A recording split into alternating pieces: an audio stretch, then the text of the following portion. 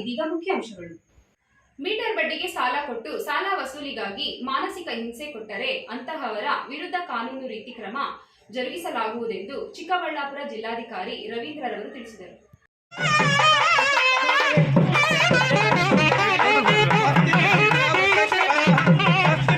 ಚಿಂತಾಮಣಿ ನಗರದ ಮಾತೃಶ್ರೀ ಆಸ್ಪತ್ರೆ ಪಕ್ಕದಲ್ಲಿ ನೂತನವಾಗಿ ಆರಂಭವಾಗಿರುವ ಕೆನರಾ ಬ್ಯಾಂಕ್ನ 2ನೇ ಶಾಖೆಯನ್ನು ಚಿಕ್ಕಬಳ್ಳಾಪುರ ಜಿಲ್ಲಾಧಿಕಾರಿ ಡಾಕ್ಟರ್ ಪಿ. ರವೀಂದ್ರ, ಬ್ಯಾಂಕ್ನ ಜನರಲ್ ವ್ಯವಸ್ಥಾಪಕ Mahesh M Pai, assistant manager M Ashok Kumar, bank manager Govindarao ಮತ್ತಿತರರು ಉದ್ಘಾಟನೆ ಮಾಡಿ ಲೋಕಾರ್ಪಣೆಗೊಳಿಸಿದರು.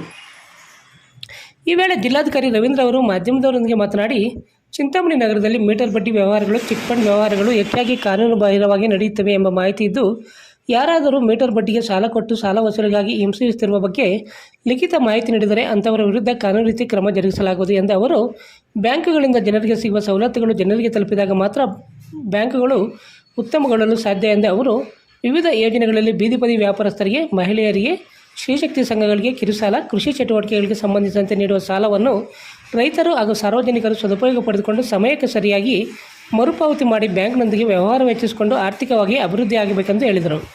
ಈ ಸಂದರ್ಭದಲ್ಲಿ ಕೆನರಾ ಬ್ಯಾಂಕ್ನ ವ್ಯವಸ್ಥಾಪಕ ಶಂಕರ್ಲಾಲ್, ತಹಸೀಲ್ದಾರ್ ಸುದರ್ಶನ್ ಯಾದವ್ ಸೇರಿದಂತೆ ಮತ್ತಿತರರು ಉಪಸ್ಥಿತರಿದ್ದರು.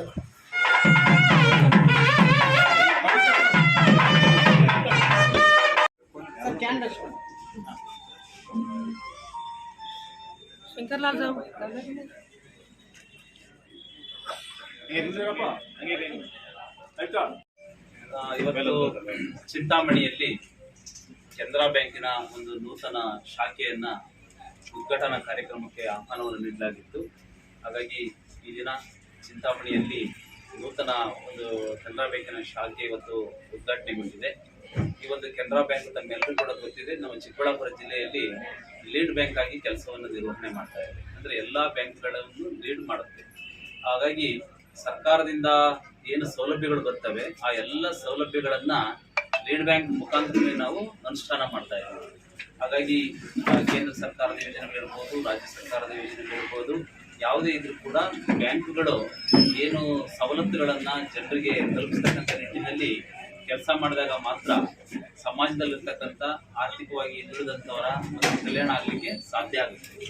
ಹಾಗಾಗಿ ಬೀದಿ ಬದಿ ವ್ಯಾಪಾರಿಗಳಿರ್ಬೋದು, ಕಿರುಸಾಲ ಸೌಲಭ್ಯ ಇರ್ಬೋದು, ದೊಡ್ಡ ಉದ್ಯಮಿದಾರರಿಗೆ ಕೊಡ್ತಕ್ಕಂಥ ಸಾಲ ಸೌಲಭ್ಯಗಳಿರ್ಬೋದು, ಹಾಗೆಯೇ ಏನು ಮಹಿಳೆಯರು SHG ಗ್ರೂಪ್ಗಳನ್ನು ಮಾಡಿರ್ತಾರೆ, ಆ SHG ಗ್ರೂಪ್ಗಳಿಗೆ ಕ್ರೆಡಿಟ್ ಲಿಂಕೇಜ್ಗಳನ್ನು ಕೊಡ್ತಕ್ಕಂಥ ಒಂದು ಸೌಲಭ್ಯಗಳಿರ್ಬೋದು.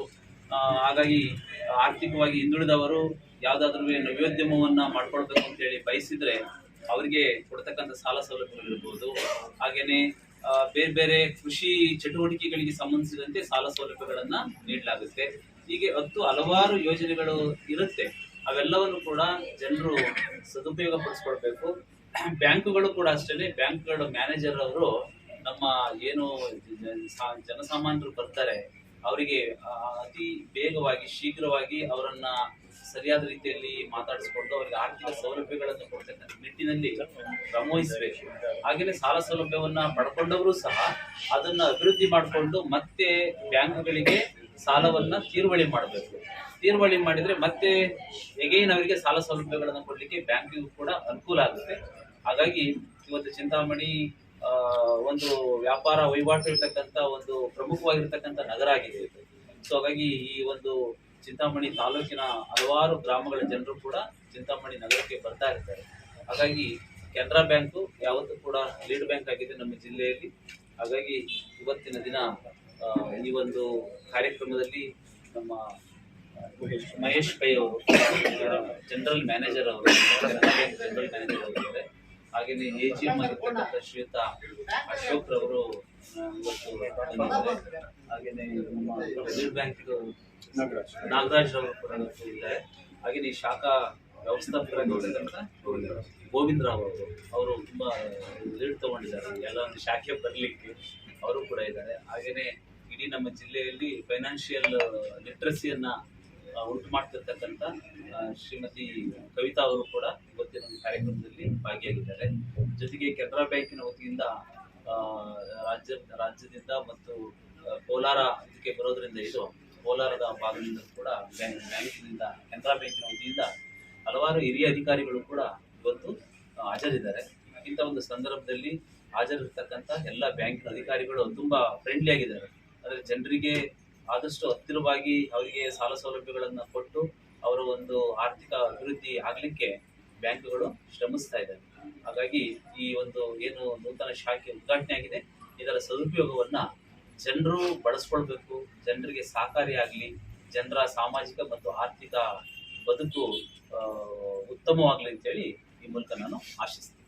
ಅದ್ರಲ್ಲಿ ಪರ್ಟಿಕ್ಯುಲರ್ ಆಗಿ ಇದ್ರೆ ಯಾವ ಬ್ಯಾಂಕ್ನಿಂದ ಅದು ಆಗಿಲ್ಲ ಅಂತ ಹೇಳಿ ನನಗೆ ನೀವು ಮಾಹಿತಿ ಕೊಟ್ಟರೆ ನಾನು ಅದನ್ನ ಸ್ಟೇಟ್ ಬ್ಯಾಂಕ್ ಮ್ಯಾನೇಜರ್ ಥ್ರೂ ಯಾವ ಬ್ಯಾಂಕ್ಗಳು ಈ ತರ ಮಾಡಲಿಕ್ಕೆ ವಿಫಲರಾಗಿದ್ದಾರೆ ಅವರಿಗೆ ನಾವು ತಿಳುವಳಿಕೆ ನೀಡಿ ಕೊಡಿಸ್ತಕ್ಕಂಥ ಕೆಲಸವನ್ನು ಫೈನಾನ್ಸ್ ಆ ಬಗ್ಗೆ ತಾವೇನು ಹೇಳ್ತೀರಿ ಸರ್? ಅದಕ್ಕೆ ನಾನು ಹೇಳೋದಿಷ್ಟೇನೆ, ಇವತ್ತು ಬೀದಿ ಬದಿ ವ್ಯಾಪಾರಿಗಳಿರ್ಬೋದು, ಯಾವುದೇ ವ್ಯಾಪಾರಿಗಳಿರ್ಬೋದು, ಈ ಮೀಟರ್ ಬಡ್ಡಿಗೆ ಯಾವುದೇ ಕಾರಣಕ್ಕೂ ಹೋಗ್ಬಾರ್ದು.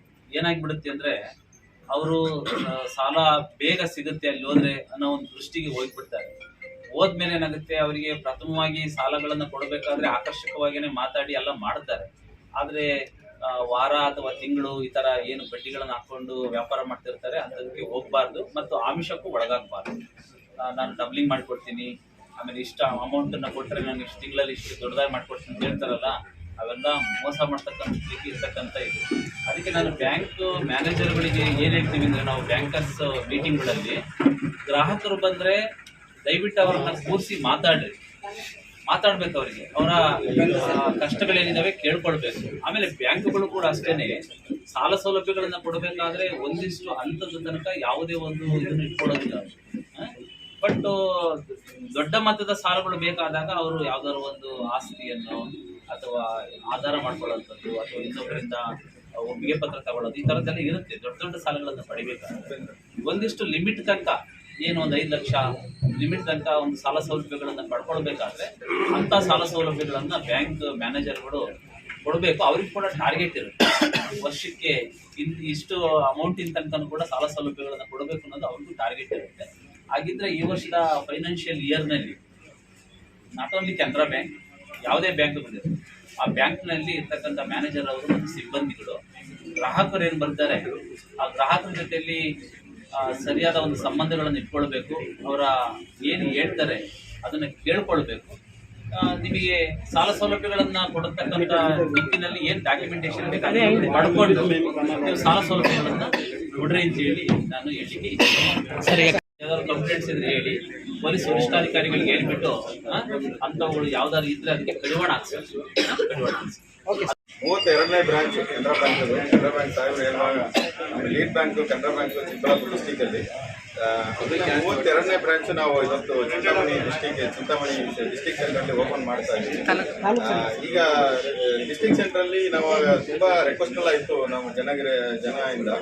ಆಕ್ಚುಲಿ ಒಂದೇ ಬ್ರಾಂಚ್ ಇದೆ ಸರ್, ಕ್ರೌಡ್ ಜಾಸ್ತಿ ಇದೆ, ಬಟ್ ಆದರೂ ನಾವು ಕೆನರಾ ಬ್ಯಾಂಕಲ್ಲಿ ನಾವು ಸರ್ವಿಸ್ ಬೇಕಾಗಿದೆ ಅಂತ. ಸೊ ಅದೆಲ್ಲ ಪರಿಶೀಲನೆ ಮಾಡಿ ನಾವು 2ನೇ ಬ್ರಾಂಚ್ ಇದ್ರೆ ನಾವು ಎಲ್ರಿಗೂ ಅನುಕೂಲ ಆಗುತ್ತೆ ಅಂತ ಇವತ್ತು ನಾವು ಸಾಹೇಬರಿಗೆ ಕೇಳಿದೀವಿ. ಇಮಿಡಿಯೇಟ್ ಅಪ್ರೂವಲ್ ಎಲ್ಲ ಕೊಟ್ಟರು, ಮತ್ತೆ ಬಂದು ಅವ್ರು ಇನಾಗ್ರೇಟ್ ಮಾಡ್ಲಿಕ್ಕೆ ಒಪ್ಕೊಂಡ್ರು. ನಾವು ಕೆನರಾ ಬ್ಯಾಂಕಿಂದ ಹೋಗಿ ಕೇಳುವಾಗ ಇಮಿಡಿಯೇಟ್ ಆಗಿ ಒಪ್ಕೊಂಡ್ರು ಸಾಹೇಬರು. ಸೊ ಅದಕ್ಕೆ ಇವತ್ತು ಬಂದು ನಾವು ಮಾಡಿರೋದಕ್ಕೆ ತುಂಬಾ ಧನ್ಯವಾದಗಳು ಸರ್. ನಮ್ಮ GM ಸಾರಿಗೆ ನಾವು ಫೆಸಿಲಿಟೇಟ್ ಮಾಡೋಕ್ಕೆ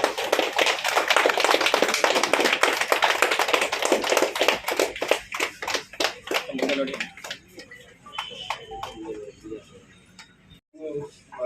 ಕೆನರಾ ಬ್ಯಾಂಕಿಗೆ ರೆಫರ್ ಮಾಡಬೇಕು, ಇಲ್ಲಿ ಒಂದು ಬ್ಯಾಂಕಿಂಗ್ ಮಾಡಬೇಕು. ಇದು ಲೀಡ್ ಬ್ಯಾಂಕ್, ಇದು ಕರ್ನಾಟಕದ lead bank.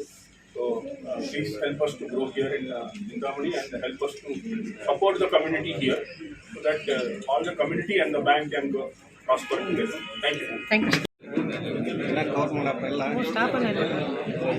Chintamani second Chiranjeevi manager okay sir, ಈ ಕಡೆ ಸರ್.